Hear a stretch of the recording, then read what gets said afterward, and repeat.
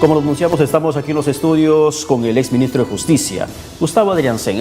Con él vamos a hablar sobre esta situación jurídica, legal, increíble que de un momento a otro en la historia peruana tengamos una larga lista de expresidentes esperando que se resuelva su situación, porque el Ministerio Público se encuentra con el sable desenvainado, esperando finalmente, figurativamente, decapitar a algunos de ellos por la corrupción que habrían perpetrado durante el tiempo que han estado en el mando del país. Doctora Adriancén, buenas noches. Buenas noches, Pedro. Gracias por la invitación. La situación que vive el país en Semana Santa pareciera ser que José Domingo Pérez salió con martillo y clavos a querer crucificar a todo el mundo. Podríamos hacer un término figurativo con esta semana que se está viviendo y con Pedro Pablo Kuczynski, que mañana va a tener que ver si es que finalmente le dan la prisión preventiva.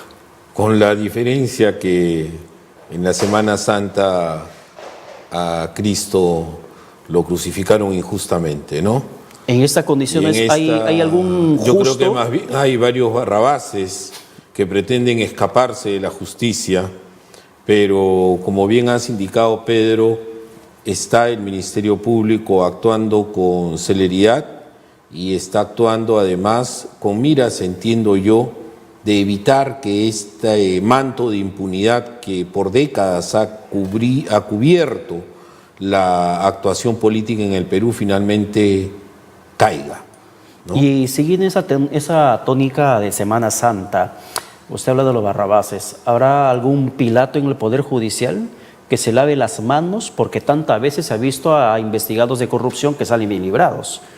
Hoy día, felizmente, tenemos mucho control ciudadano sobre las decisiones que se adoptan en todas las instancias del poder.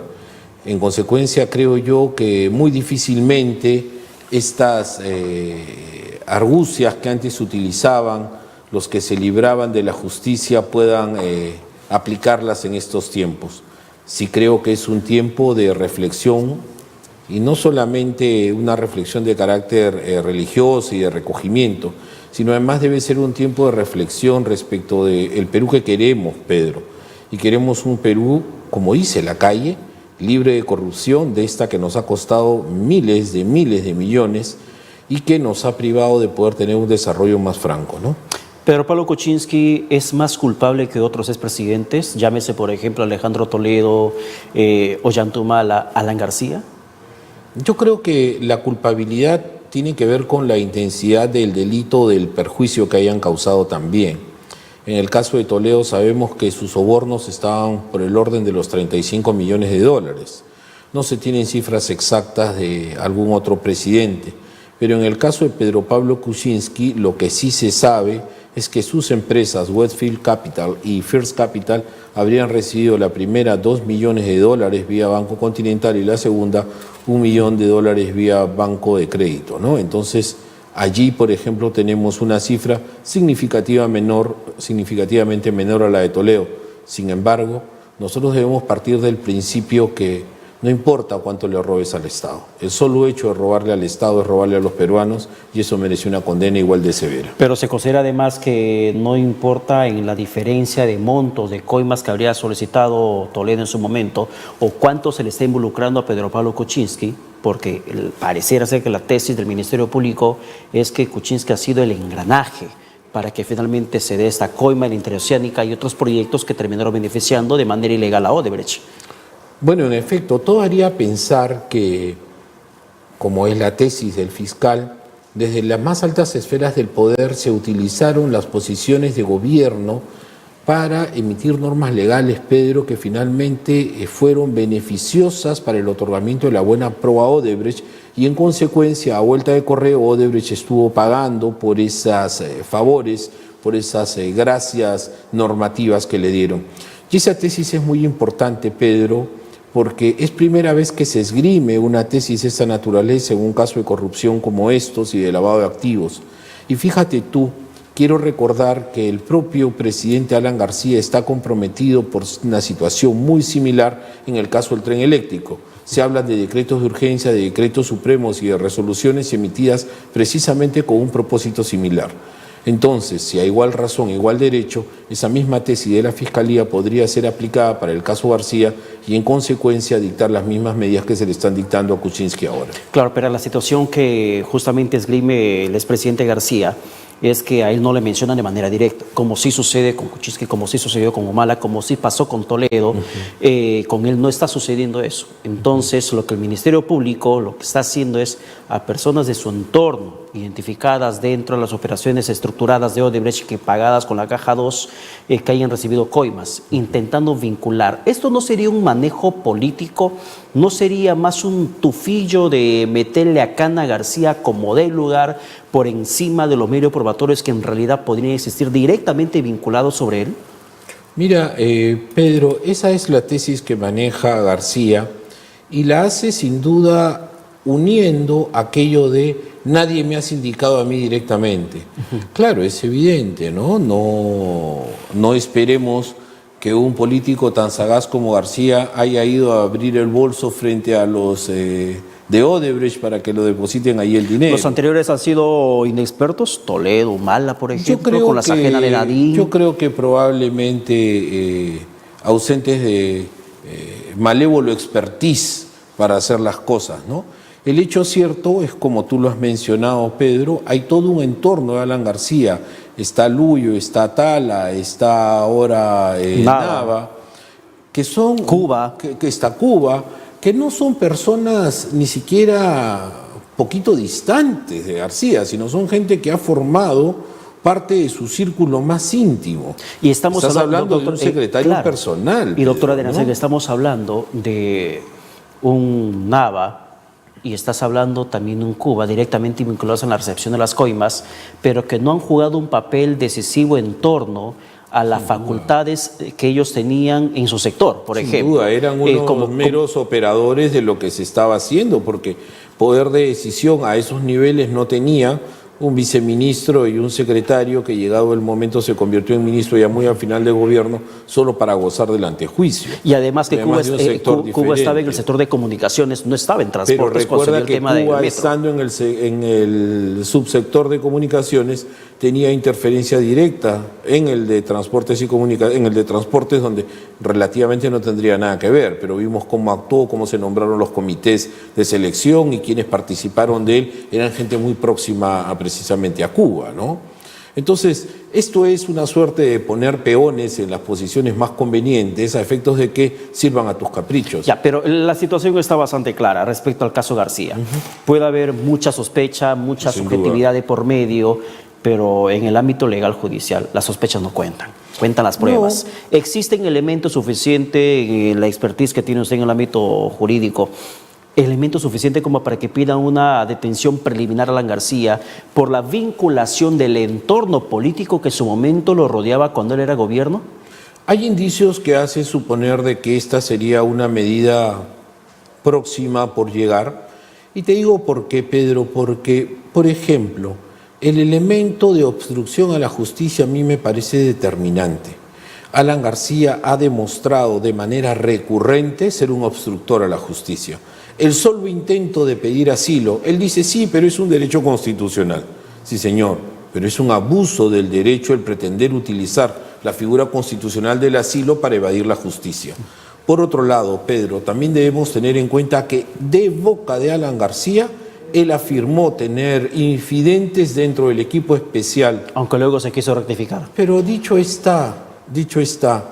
Por otro lado, no olvidemos también que su conducta ha sido francamente reacia y rebelde ante los tribunales y por otro lado no ha colaborado eficientemente a efectos de poder propiciar un clima de colaboración con el Ministerio Público y por el contrario, él y su defensa legal han denunciado a los fiscales que se han dirigido en contra suya, ¿verdad? Cuando Uruguay le niegue el asilo político a Alan García, el Ministerio Público perdió la oportunidad, por decirlo así, de solicitar su detención preliminar. Fíjate, Pedro. Porque pareciera ser que, perdón, doctora Deresen, ahí era la oportunidad, entiende mucha gente, que estaba intentando obstruir la justicia, buscando un asilo que luego le niegan, pero el Ministerio Público no lo termina solicitando. Efectivamente, en ese momento yo creo que muchos nos inclinamos a pensar que es una razón suficiente. Sin embargo, esa razón actualmente no ha desaparecido, Pedro. Y al contrario... ¿Sigue vigente? Sí, por supuesto. Y al contrario, han aparecido más elementos que, presumo yo, hoy día van cerrando el círculo de investigación del Ministerio Público, como por ejemplo los dineros de Nava. Nava, Tala, ¿no? El hijo de Nava. Claro, todo eso va ahondando en madurar la investigación, pero porque tenemos aquí que tener presente algo que es muy importante. Lo mismo ocurre con el caso de Pedro Pablo Kuczynski. No se trata de un ciudadano cualquiera, se trata de un expresidente de la República y se trata de una decisión de privarlo de su libertad, que es la última razón en el derecho. Tú tienes que haber agotado todas las posibilidades anteriormente y si estas no son suficientemente satisfactorias, recién tienes que tomar una medida tan drástica como la privación de la libertad. Y por otro lado, la figura del presidente de la República es algo que también se tiene que tener en consideración. El extremo de la medida de detención preliminar, prisión preventiva.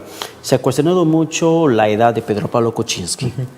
¿Eso es válida esa aseveración respecto a la edad que él tiene, que le ampara la norma, que él tendría que estar en su casa, no tras una reja, como aparentemente se le podría dar en las siguientes horas? De ninguna manera. La edad del inculpado, así sea un octogenario, como es el caso de PPK, no es un limitante para que se pueda dictar ninguna medida como las que se han previsto. Ya está con detención preliminar y acaba de solicitarse la prisión preventiva. ¿El caso Fujimori es un ejemplo? No es óbice tampoco, no, de ninguna manera. Más gravitante sería el estado de salud, por ejemplo, ¿no? Para evitar una circunstancia de esa naturaleza que ya se ha visto en anteriores ocasiones, pero la edad de ninguna manera lo es. Claro, por eso le digo que el tema de Alberto Fujimori es un ejemplo. Sin duda alguna. O sea, él ¿no? está con complicaciones de salud, está tras las rejas en estos momentos. Sí, por supuesto. Sin embargo, el Ministerio Público podría, o el Poder Judicial podría desatar sorpresas en la Semana Santa. Hay que estar a la expectativa.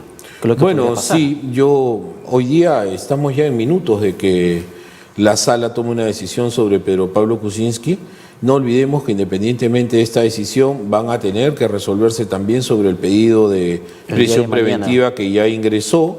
Entonces, esta Semana Santa viene sin duda muy expectante y hay que estar muy alertas. No es una celada como calificó, volviendo al tema Kuczynski, como calificó César Nakazaki. No es una celada la que terminó, una trampa la que terminó tendiéndose a Kuczynski. Solicitas la detención preliminar y antes de que venza el plazo de 10 días, ingresas la solicitud de prisión preventiva. ¿No es una estrategia perversa la del Ministerio Público? ¿O es que dentro del ámbito de lucha contra la corrupción todo vale? Mira, yo creo de que si el Ministerio Público ha tomado la decisión de presentar la solicitud de prisión preventiva, es porque dentro de su teoría de caso ya ha terminado de dar todos los pasos necesarios para la investigación preliminar y pasar a una investigación preparatoria, y en ese escenario sí es posible naturalmente adoptar una decisión como esta. Yo no le veo nada extraño. Bueno, un poco saliendo del ámbito de los expresidentes, y yo lo quisiera hablar del presidente Vizcarra en estos momentos. ¿Cómo ve su gestión? 22 puntos perdidos en los últimos meses según las últimas encuestas, y la gente considera que hay corrupción de por medio, que no ha sabido liderar o combatirla más allá del discurso con la cual nos encandiló el año 2018. Mira, francamente el escenario es bastante gris. Mira, Pedro, en 3 meses 22% y con una tendencia que aún marca caída. Si se esperaba que el gabinete del Solar le haya brindado oxígeno, se ha equivocado totalmente.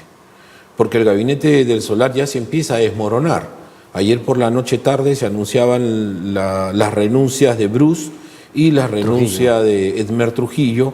Se ha anunciado ya desde la bancada de Fuerza Popular la interpelación a la ministra de Educación. No olvidemos que Vicente Ceballos acaba de salvar una interpelación y una censura. Entonces yo creo que, por un lado, aprovechando la caída en la que se encuentra ahora el presidente Vizcarra, las fuerzas de oposición que existen en el Congreso van a preocuparse por ahondar esta crisis. Ahora van por Flor Pablo del Ministerio de Educación. Sin duda alguna, yo creo que sin duda alguna ella debería ser la próxima, no solamente interpelada, sino a mi manera de ver censurada también. Fíjate, con los votos que tiene Fuerza Popular, está a escasos 6 o 7 votos para conseguir la censura, y este tema de los textos escolares... Sumamente escandaloso. Escandaloso al nivel máximo. Ya he visto de que se han presentado denuncias constitucionales contra los responsables, incluido el ex ministro de Educación, y hay varias fuerzas políticas, no solamente el fujimorismo relanzado, por cierto, entre ayer y hoy, los que están pidiendo esa censura, y nada me hace creer que las cosas vayan a cambiar. Y fíjate, esto forma parte de una estrategia, Pedro, que no debemos perder de vista. El Congreso solo tiene hasta el 28 de julio del año 2020 para actuar haciendo estos malabares políticos, porque el último año va a ser un año electoral. Si bien los congresistas no van a poder reelegirse, seguramente van a presentar candidato presidencial. Y el presidente de la República, Vizcarra, el último año no podrá disolver el Congreso, y el Congreso tampoco le va a dar motivo para que lo disuelva, porque no va a censurar al gabinete, va a censurar a uno por uno. Y así le va desgastando políticamente a Martín Sin Vizcarra duda y no va a tener la gobernabilidad que en su momento quiso tener. Sí, Pedro, pero por otro lado no nos olvidemos que ese gobierno también ha hecho mucho para merecerse aquello. Le están devolviendo, le están dando el vuelto. Absolutamente, Pedro, ineficaces han resultado respecto de la reconstrucción del norte. La situación económica no es la que los peruanos esperamos y la que deseamos. Por otro lado, la situación de violencia se incrementa. La solución de las Bambas no ha agradado a nadie. Haber aprobado todo lo que pedían quienes estuvieron bloqueando las carreteras, habiendo dado una declaratoria de estado de emergencia que francamente no se respetó para nada, es francamente muestras de debilidad. Pedro, no olvidemos lo que está pasando en el sur. Lo que pasa en el sur y lo que además... Carreteras bloqueadas en el sur debe llamar la atención tanto o más como llamó la atención las Bambas también. Y lo que se viene en las siguientes semanas en el resto del país, porque hay un descontento generalizado que ojalá el gobierno pueda tener ese tino político para que lo solucione y evite no un tema de descenso de las caídas de la preferencia presidencial, de la aprobación, sino evite un colapso social que lo que tantas veces se corre riesgo aquí en el país. Doctora Andrés. Muy preocupados en verdad por eso y esperando, Pedro, que esta Semana Santa nos traiga un poco de tranquilidad. Vayamos que creo que la merecemos todos, Pedro. Sí. Y que no sea el país un viacrucis total. No, Muchísimas gracias, doctora Adrián. Gracias, claro que sí. Muchísimas gracias por su presencia.